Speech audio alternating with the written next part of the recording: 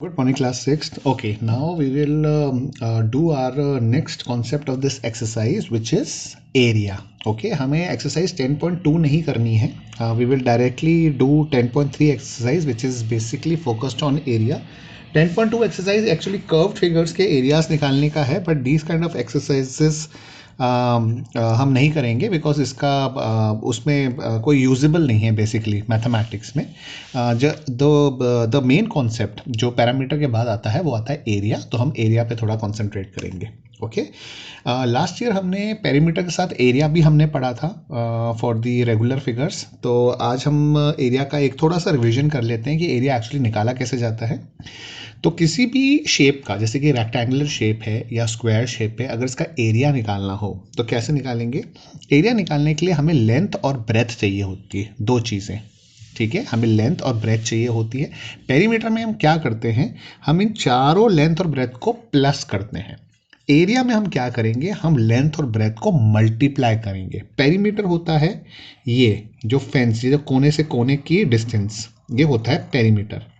और एरिया होता है ये अंदर का पूरा पार्ट, ये होता है एरिया. ठीक है, हमें अब ये एरिया निकालना है, ये पूरा जो पार्ट है ये निकालना है हमें, ये कितना है. ठीक है, तो हम इसमें क्या करते हैं, जैसे सपोज करो रेक्टेंगल का एरिया निकालना है तो हमें पता होनी चाहिए उसकी लेंथ क्या है. जैसे यहाँ पे लेंथ है 4 सेंटीमीटर और ब्रेथ है 3 सेंटीमीटर. अब इसका एरिया क्या होगा, एरिया हो गया लेंथ इनटू ब्रेथ. एरिया होगा लेंथ इनटू ब्रेथ, मल्टीप्लाई करेंगे, मतलब 4 3 जा 12. अब और उसको लिखते कैसे हम, सेंटीमीटर स्क्वायर.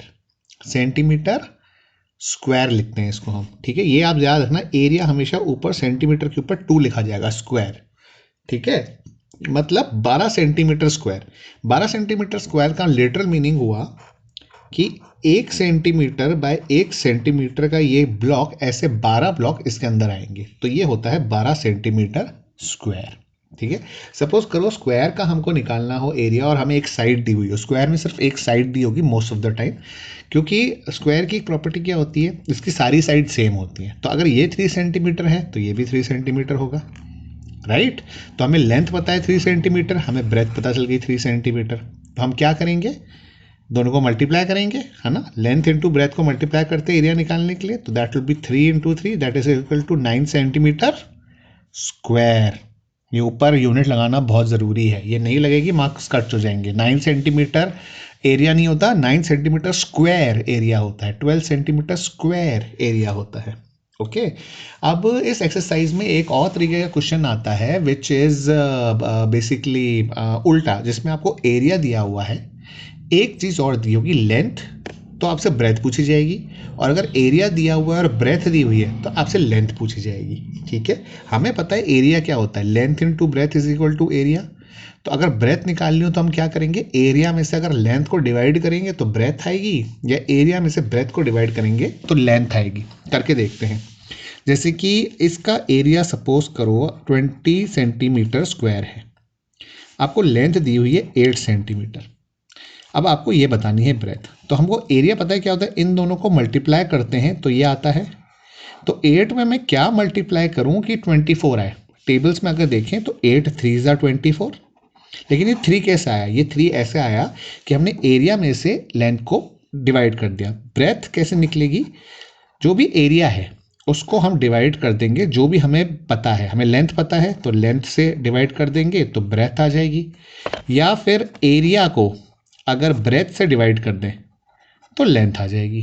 ठीक है, करके देखते हैं. जैसे यहाँ पे 24 और 8 था, 24 divided by 8 gives you 3 centimetre, जो यहाँ पे आया आपका. सपोज करो एरिया 24 की जगह 32 सेंटीमीटर स्क्वायर है. 24 नहीं है, अब 32 सेंटीमीटर स्क्वायर है. लेंथ हमें पता नहीं है, ब्रेथ हमें पता है. अब ब्रेथ यहाँ पे अब 4 सेंटीमीटर, तो 32 सेंटीमीटर स्क्वायर तो एरिया है, 4 सेंटीमीटर ब्रेथ है, हमें लेंथ पता करनी है. तो हम क्या करेंगे, डिवाइड कर देंगे. तो हम यहाँ पे 32 को 4 से डिवाइड कर देंगे, आंसर आएगा 8. ये आपकी लेंथ होगी 8 सेंटीमीटर. ठीक है, इस तरीके से करना है. तो कुछ क्वेश्चन होंगे जिसमें लेंथ ब्रेथ दी होगी, एरिया पूछा होगा. कोई क्वेश्चन होगा जिसमें एरिया और एक चीज़ दी होगी, या तो लेंथ दी होगी या ब्रेथ दी होगी, और दूसरी चीज़ पूछी गई होगी. एरिया पता है, लेंथ दी हुई है तो ब्रेथ पूछी गई होगी. एरिया दिया गया है, ब्रेथ दी गई है, तो लेंथ पूछी होगी, तो उसमें आपको डिवाइड करना है एरिया को लेंथ से या ब्रेथ से, ठीक है, तो आपका दूसरी साइड निकल जाएगी।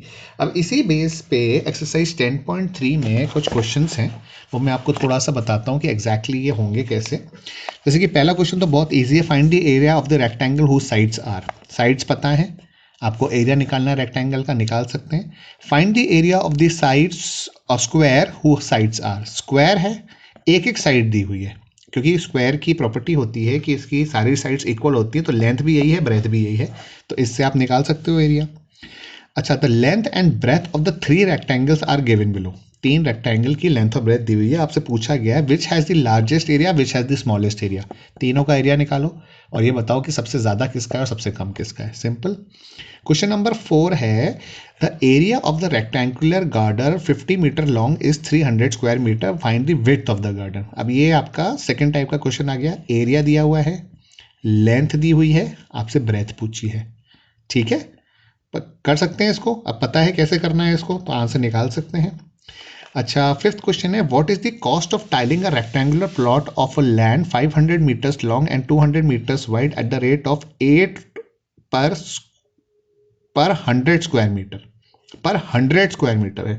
इसमें क्या करना है, आपको पहले इसका एरिया निकालना है, ठीक है, ये लेंथ दी हुई है, ब्रेथ दी हुई है, इसका पूरा एरिया निकाल दो, ठीक है।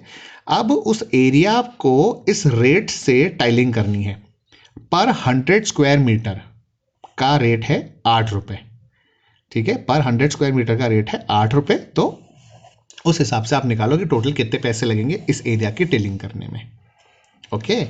Question number 6 states that table top है, मेजर है 2 metre by 1 metre 50 centimetre, what is the area in square metres. आपको स्क्वायर मीटर्स में एरिया करना है, तो इसमें आपको क्या करना पड़ेगा, या तो इनको मीटर में चेंज कर दो, इस सेंटीमीटर को भी मीटर में चेंज कर दो और एरिया निकालो और उसको स्क्वायर मीटर में कर दो, या फिर इन दोनों को सेंटीमीटर में चेंज करो और फिर उसके बाद उसको उसका एरिया निकालो और फिर उसको मीटर में चेंज करो। तो बेटर यही होगा, इसी को ही मीटर में चेंज कर दें, 50 सेंटीमीटर को एरिया निकालें, सीधे स्क्वायर मीटर्स में आंसर आ जाएगा। क्वेश्चन नंबर 7 भी बहुत इजी है, a room has 4 metre long and 3.5 centimetre wide, how many square metre of carpet needed to cover the floor. How many square metre carpet, मतलब area निकालना है उसका और वही ना कारपेट का मेजरमेंट होगा। तो बेसिकली ये आपको लेंथ दी हुई है, ये आपको ब्रेथ दी हुई है, आपको सीधा एरिया निकालना है। ओके, नाउ आप your today's assignment is you have to do question number 1 का 1 2 3 4 पार्ट, क्वेश्चन नंबर 2 का 1 2 3, क्वेश्चन नंबर 3 का ABC ये करना है, 4 5 6 7 आपको 7 तक करने हैं अभी, ठीक है। तो first 7 questions you have to do and you have to send it. उसके बाद में आपको 8th 9th 10th और जो 11th क्वेश्चन 12th क्वेश्चन है थोड़े से ट्रिकी हैं, इसको मेरे को आपको पूरी तरीके से ढंग से समझा के आपको देना होगा कि ये एक्चुअली करते कैसे हैं, ये थोड़े से ट्रिकी क्वेश्चन हैं, ठीक है। तो आज आपका असाइनमेंट है, आपको क्वेश्चन नंबर 7 तक करके सबमिट कराना है and in the next class we will move to 8 9 10th 11th 12th। Okay class, thank you.